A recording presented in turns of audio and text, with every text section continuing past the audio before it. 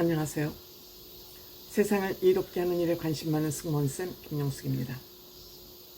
한동훈 국민의힘 대표가 국민의힘 전당대회 과정 한 달을 걸쳐서 국민의힘 대표가 됐고, 지금 대표가 되고 난 다음에도 대한민국의 모든 언론은 뉴스에서 한동훈을 외치고 있습니다. 모든 뉴스의 핵심에 한동훈 대표가 위치하고 있습니다. 어떤 힘일까? 왜 한동훈 대표의 대한민국 국민과 언론이 관심을 가지고 집중하고 있을까?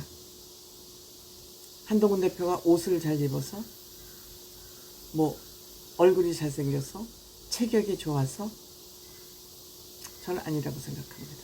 물론 한동훈 대표가 멋쟁이고 자기 관리가 철저하고 말 잘하고 변명할 필요 없습니다. 공부 잘했고 지금도 능력이 출중하고 그런 것들이 다 중요한 요소일 수는 있지만, 제가 보는 한동훈 대표의 힘은 거기에서 비롯되는 것이 아니라 한동훈 대표는 원칙을 가지고 있다는 것이죠. 자기가 가지고 있는 핵심 원칙이 절대 흔들리지 않는다는 것이죠. 그것을 흔들리지 않게 하는 것은 한동훈 대표는 약점이 없다는 것입니다. 또 더러운 욕심이 없다는 것입니다. 약점 잡힐 일 하지 않았고 마음속에 더러운 생각이 없기 때문에 모두 하는 일들이 제대로 원칙 위에서 바르게 추진될 수밖에 없다. 그것을 보고 우리 국민들은 한동훈을 외치고 있다. 저는 이렇게 생각이 듭니다. 그거 누구나 가질 수 있는 힘이냐? 저는 그렇지 않다고 생각합니다. 옷은 돈 주고 나가서 새 옷으로 말끔한 옷 사서 갈아입으면 멋쟁이로 보입니다. 여러 가지, 가방도 그렇고 여러 가지 외적인 요소는 돈 주고 돈 좀 있으면 할 수 있는 일입니다. 그렇지만 이 가치관이나 욕심, 원칙을 세우는 일은 하루 이틀에 되지 않습니다. 한동훈 대표는 검사 시절에도 술집에 가지 않았다고 합니다. 검사들 술고래, 의사들 특히 술고래라고 그러지 않습니까? 술집에 가서도 손버르장머리가 가장 나쁜 직업군에 속하는 사람들이 의사와 검사라고 합니다. 왜 그러나 제 나름대로 분석을 해보니까 이들은 한참 놀아야 될 나이, 청춘 시절에 놀지 못하고 공부에 몰입했습니다. 노는 것에 한이 맺혔습니다.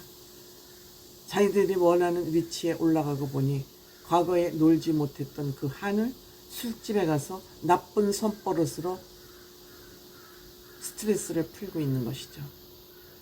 그럼에도 불구하고 한동훈 대표는 술집에 가지 않았습니다. 물론 술을 못 먹어서도 이겠지만 술 못 먹어도 얼마든지 술집에 갈 수 있습니다. 저는 여자임에도 불구하고 룸사롱에 여러 번 갔었습니다. 남자 틈에 끼어서. 남자들이 저를 여자로 생각하지 않기 때문에 그런 데 갈 때도 같이 갑시다. 그래요 하고 따라갔던 것입니다. 저도 술을 바카스만 먹어도 취하니까 그 술 먹은 남성들, 전 모범운전자이기 때문에 집에 다 떨어뜨리고 집에 들어오고 했습니다. 하지만 저는 남녀관계, 제 과거 들추라 그러면 1도 0.5도 안 나옵니다. 저는 중매 결혼해서 딱 남편 연애해본 경험도 없습니다. 그래서 저는 언제 어디서나 당당하게 떠들어대고 있는 것입니다. 제가 한동훈 대표에게 비할 그런 인물은 아니지만 한동훈 대표에 대해서 이런 관점에서 저는 100% 이상 이해가 됩니다. 어쨌든 한동훈 대표가 이렇게 시끄럽게 중심에 쓴 것은 만만한 대상이 아니기 때문에 그렇습니다. 쉬운 대상이 아니기 때문에 그렇습니다. 한동훈 대표는 20년 넘게 윤석열 대통령과의 인간관계를 맺어왔지만 그건 사적인 문제고 공적인 문제는 공적으로 풀어야 된다는 것이 원칙입니다. 이것이 바로 한동훈 대표의 원칙입니다. 이것이 국민들이 알아주기 시작한 겁니다. 자칫 잘못하면 싸가지 없다고 매도를 당할 뻔했는데도 불구하고 한동훈 대표의 그 단정한 평상시의 모습이 이것을 싸가지로 몰아가지 않고 믿으면 돼, 믿어도 돼 라고 된 것 같습니다. 저도 한동훈 대표는 그냥 믿으면 된다, 의심하지 마라, 믿으면 된다 라고 생각됩니다. 하지만 욕심이 이글거리는 사람들은 한동훈이라는 사람이 무섭고 두려운 것이죠. 뭐 3.1처나 별 개소리들을 다 하고 또 보수들, 태극기 부대들을 또 이용해서 돈을 벌고자 하는 이 툴튜버, 꼰대 유튜버들은 지금도 별 개소리를 다 쏟아내고 있지만 믿지 마십시오. 한동훈 대표는 믿어도 되는 사람입니다. 이렇게 대중들의 지지를 받다 보니 윤석열 대통령도 독대를 할까 말까 많이 망설였을 겁니다. 윤석열 대통령이야 망설이지 않았겠지만 김건희 여사가 아마도 말렸을지 모릅니다. 그럼에도 윤석열 대통령은 한동훈 대표와 독대를 하지 않을 수 없었을 겁니다. 즉 윤한 갈등을 해소하지 않으면 내가 임기 3년을 제대로 채울 수 없겠다라는 생각도 아마 했을 겁니다. 지금 대한민국에서 이재명과 조국을 잡을 사람은 한동훈 대표밖에 없습니다. 왜? 험결이 없기 때문에.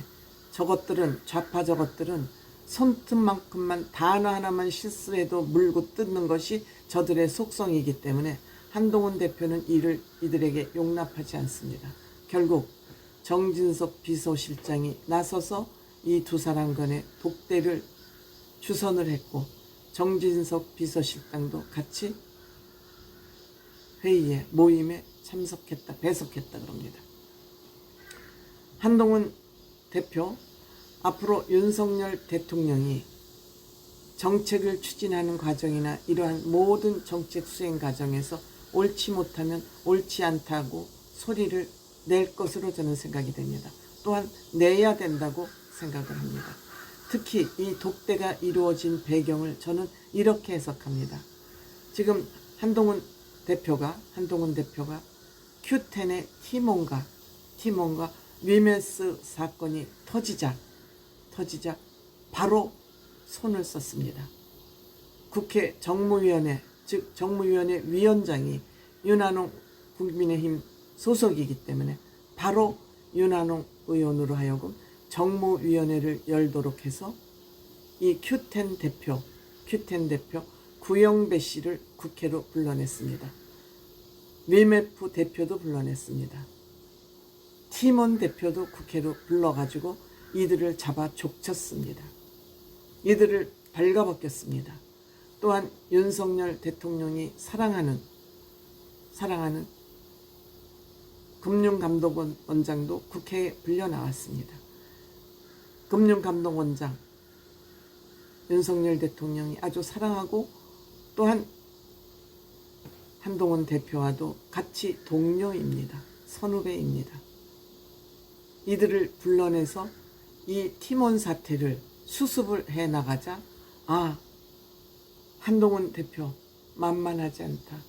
바로 민생에 뛰어드는구나 라고 한동훈 대표를 인정하지 수 없었을 겁니다. 이 팀원 사태를 수습하는 과정을 보면서 아마 대통령이 독대를 결정하지 않았을까 이렇게 생각이 됩니다. 또한 민주당을 제대로 때렸습니다. 한동훈 대표는 민주당을 제대로 때리고 나섰습니다. 이번에 국방부 그 비밀 요원이 명단이 외국으로 넘어갔습니다. 이 외국으로 넘어가서 이것이 북한으로 넘어갔을 것이라고 추측을 하고 있습니다. 그런데 민주당에서 이 법을 해방을 하고 있는 거죠. 한마디로 반대를 하고 있는 거죠. 즉 우리나라 방첩 활동을 하는 데 있어서 적국을 외국으로 바꾸자. 적국이라 그러면 그 규모가 너무, 즉 북한이나 몇몇 국으로만 제한이 되니까 외국으로 다 해서 이 법을 바꿔야 된다고 그러는데 이것을 민주당이 반대를 하고 있다는 것입니다. 즉 국민의힘 주호영 의원이 적국을 외국으로 바꾸자는 그 발의를 해놨는데도 민주당은 협조하지 않고 있다. 왜? 북한 편을 들어야 되니까요. 북한 편을 들어야 되니까요. 북한으로 이 자료가 바로 넘어가지 않고 외국을 통해서 북한으로 넘어가는 그 길을 터놨기 때문에 모든 외국으로 넘어간 국방 비밀 문서는 다 수사가 용이하도록 하자 하는 데에 민주당이 지금 반대를 하고 있다고 제대로 민주당을 저격한 것입니다. 한동훈 대표는 이렇듯 지금 국가에 돌아가는 일을 법적인 문제뿐만이 아니라 다 꿰뚫고 있습니다. 민생 문제까지. 그런데 윤석열 대통령이 정책위 의장을 경질하지 않고 그대로 박아둔다? 이제는 그렇게 할 수 없습니다. 이미 윤석열 대통령이 한동훈 대표에게 힘을 실어줬기 때문에 이 두 사람이 1시간 반 동안 무슨 얘기를 했는지 모르지 않습니까? 했기 때문에 이 윤석열 대통령에게 잘 보이려고 나팔수 노릇을 한 이 사람들도 이제 함부로 나불거리지 못할 겁니다.